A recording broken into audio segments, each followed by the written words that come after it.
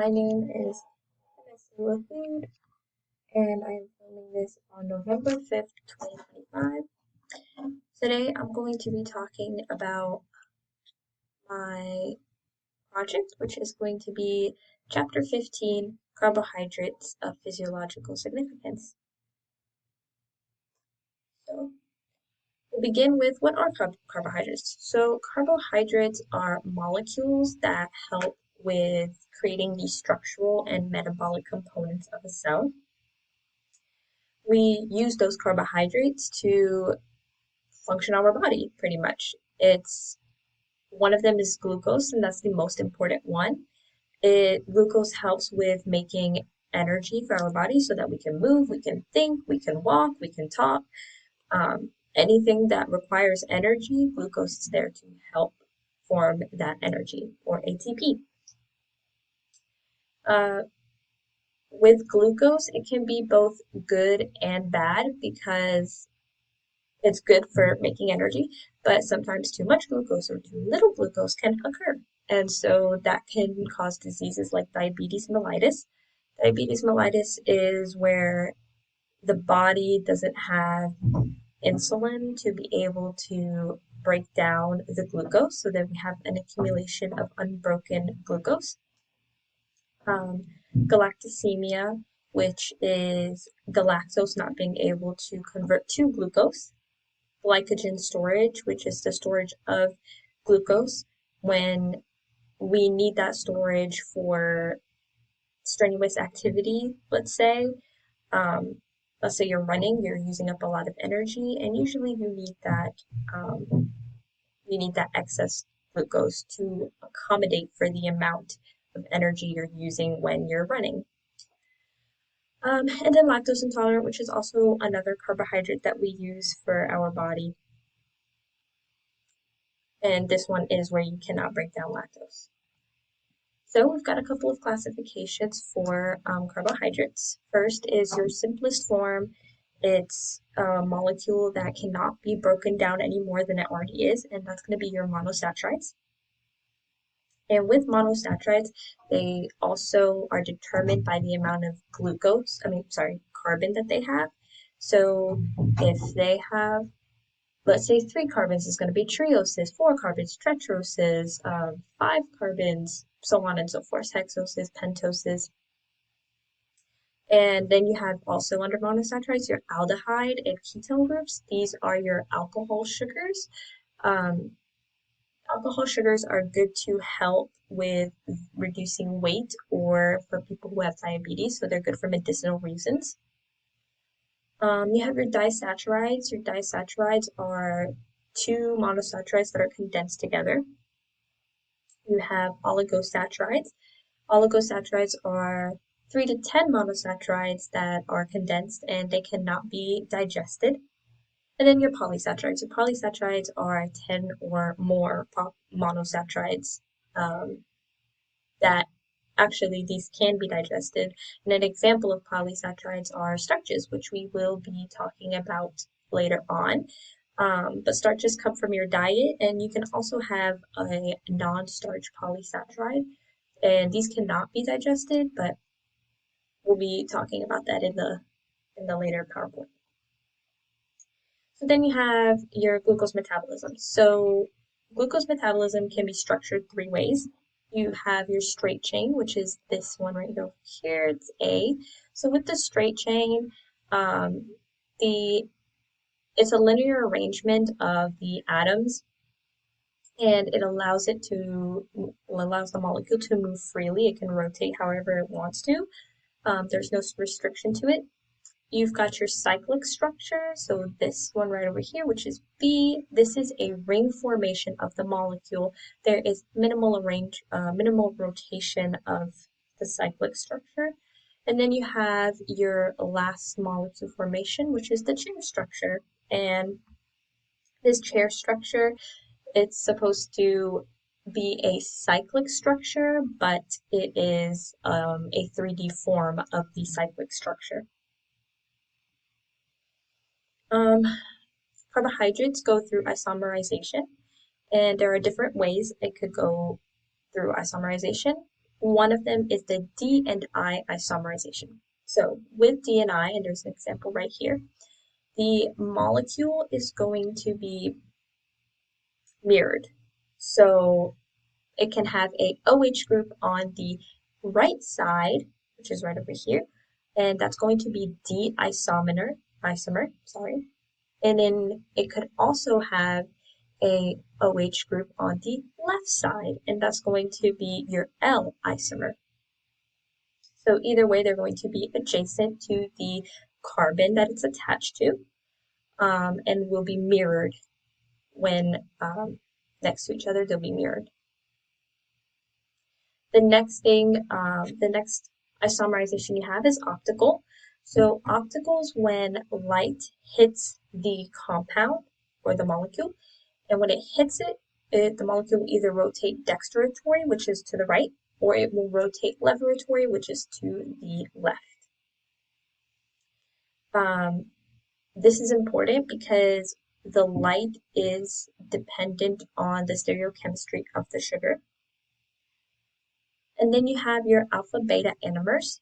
Alpha beta anomers is the isomerization of crystalline glucose to form A glucopyranose or B glucopyranose.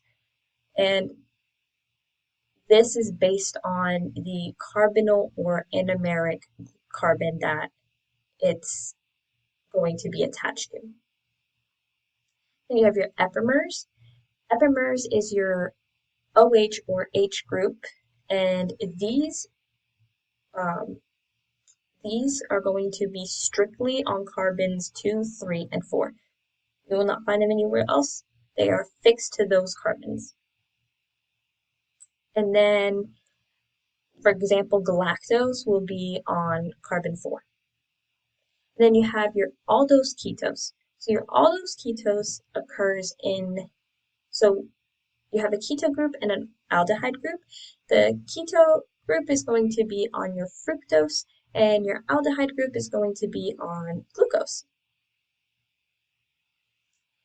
And then you have your glycosides. So glycosides are important more so for medicinal use. It can help with a disease called cardiac glycosides. And cardiac glycosides is basically the inhibition of the sodium-potassium pump, ATP pump. So with sodium potassium, it is a very important metabolic acid-base balance. So part of that acid-base balance in your body.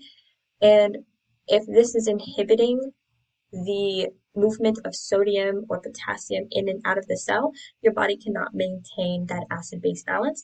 And so glycosides can be used for medicinal use in a sense that it could be used as a way to help stop that inhibition from happening so that our bodies can maintain homeostasis. You have the glycosides, which are formed from the condensation of a hydroxyl group on the anomeric carbon, or a aglycone. And so aglycone is going to be your methanol, glycerol, sterol, phenol, or any of your bases. And then you have your deoxy amino acids and disaccharides. Deoxy sugars have a hydroxyl group that is replaced with hydrogen. Deoxy sugars are very important because they make up our DNA in the body. And then you have your amino sugars, and amino sugars are good for antibiotics, but amino sugars and amino acids are what make up proteins, which we also need. And then you have your disaccharides, which we said are composed of two monosaccharides that's linked by a glycoside bond. And so this is important for your dietary sugars. And all of these work together to help us run, help us talk, help us just anything that has to do with energy and also the composition of our cells. And then you have polysaccharides. So polysaccharides, we said they are 10 or more monosaccharides that are condensed. And an example of a polysaccharide is starch. Starch is something we can get from our diet, and that can be from potatoes, legumes, any vegetables. Um, it's composed of two compounds. That's going to be your amylose and your amylopectin. Starch is broken down by enzymes, and depending on the structure and how much it's been heated, depends on how well we digest that starch. We can measure starch based off the glutamic index or glycemic index. And whatever that glycemic index is, it's going to compare the blood glucose in our body and then compare that to the equivalent amount of glucose. And then that will give us our starch amount and whether or not we're able to digest it. And then you have your glycogen. Glycogen is the storage of glucose. So we mentioned earlier that glycogen is very important because it stores a big amount of glucose in your tissues. And then when we need that glucose for whatever reason, and usually mainly it's because of strenuous activity, or if you're exercising, it releases that glucose so that the body can keep up with that amount of energy that is being used up. Then you have your inulin.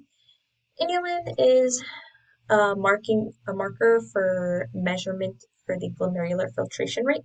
The glomerular filtration rate is how well your kidney is able to filter waste out of your body. Cellulose, which makes up the cell wall of a plant, it's made from BD-glycopyranose, which is linked by the B14 bond, and that makes up a plant cell wall. With this bond, mammals typically do not have the enzyme to break down that bond, which is why we typically don't see mammals eating any plants. But on the other hand, you have your herbivores and humans, which do have that enzyme that's able to break down the bond and able to digest cellulose. Um, Cellulose is also a part of that non-starch, the non-starch digestion where those mammals are not able to digest it. Then you have your glycoaminoglycans. So this is the foundation of connective tissues. It's a very complex form of carbohydrates, and it can turn into proteoglycans. Our connective tissues are very important. It is what connects bones. It is what helps us move, and it allows us to extend or relax our arm and legs and anything else. But with the connective tissues, it's made up of water, and it also has OH groups and a negative charge. This allows the connective tissues to provide a lubricant on our organs and structures of the body, and many structures of the body. And then you have glycoproteins. So glycoproteins are found on the cell membrane, and as well as glycolipids. They are very important because it is what makes up the structure of a cell membrane. It is what protects the cell from anything that can harm it or anything that can go inside the cell and destroy it from the inside out. It protects the cell from bacteria and also withstanding any harsh environments. This cell membrane is made up of these glycoproteins and glycolipids. And that is the end of my project. I used the book to help me with this information.